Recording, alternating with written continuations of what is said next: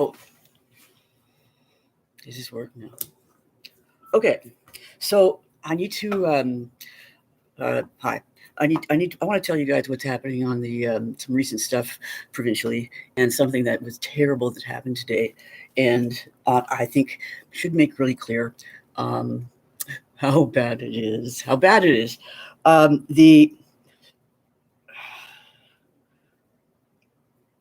The provincial budget was so it's accessible to all across the province. Allocation of any sort. It was a everything's fine kind of plan that was presented, and it's going to get worse. And the provincial government, I mean, I'd like to be exaggerating, but I'm not when I say that their policy is to let everyone die, or go, or just, go to the non-existent treatment, or just don't bother them. The policy is to do nothing. That was made really clear today. Last week, a 12-year-old girl died on the island, and Dr. Henry was asked about that today in the COVID briefing, and I want to read what she said.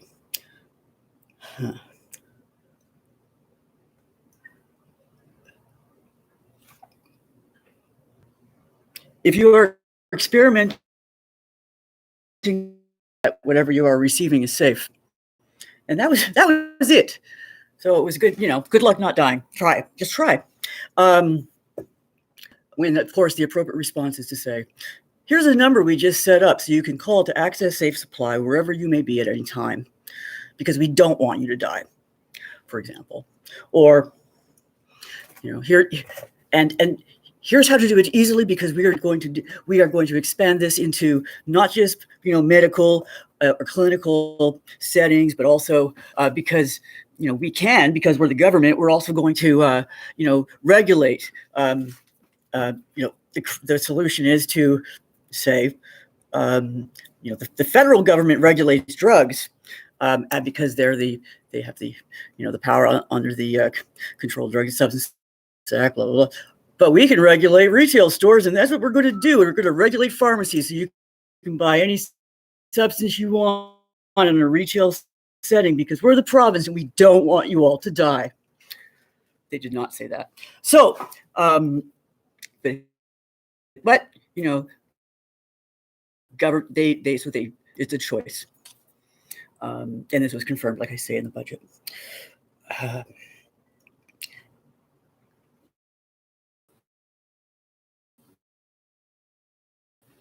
Now, let's see. People died, and every month when they do this, the minister, Sheila Malcolmson, who, in a sense, is really, she's not for Adrian Dix, who actually has the power to do things as they pertain to health, because he's a health minister, incidentally. So they've set up, anyways. They never really wanted to do anything about it anyways. Judgmental fucks. So anyways, they put the ministry, they put out a statement on the coroner's report, and you see this shows up in your email about hour after all the death numbers themselves come out, and it was almost almost the same as the one from February. And I looked at it, because they don't give a fuck. Okay, just to be clear, they don't give a fuck. And I think so. There are my example. So there's not. Please don't hope they're going to get it right now and think that they're doing it. No, they're not doing anything. And demanding things in this sense is really useless. It's really, I mean, it's a waste of time. And it's tragic because we don't have any left. We have no time left. I mean, the situation is going to continue to get worse. The drug supply is going to continue to, degrade. More. I mean, we've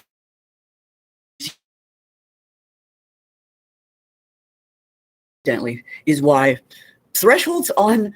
idea of thresholds on this thing with decriminalization is ridiculous, because it's like 20 years old idea. This is not, and the fact that it comes up is like, you don't understand what's happening.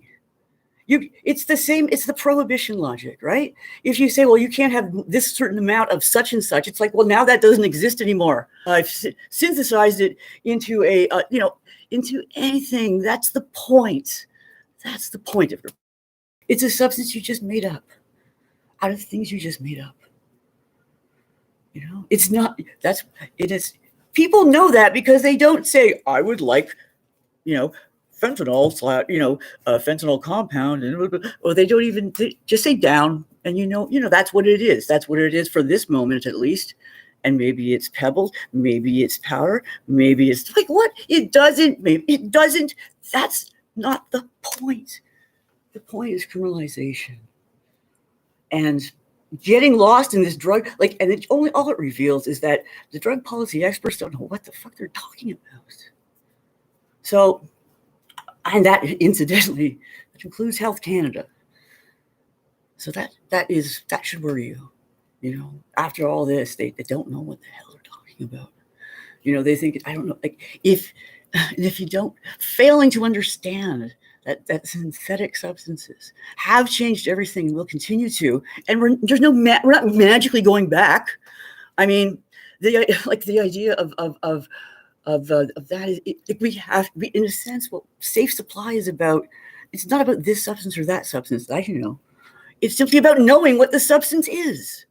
It's like, I would like some random chemicals, please. No, you actually want something in particular, rather than a mystery bag, because that's what we're getting now. Whether you acknowledge it or not, you're just getting mystery stuff, and that is what we need to change.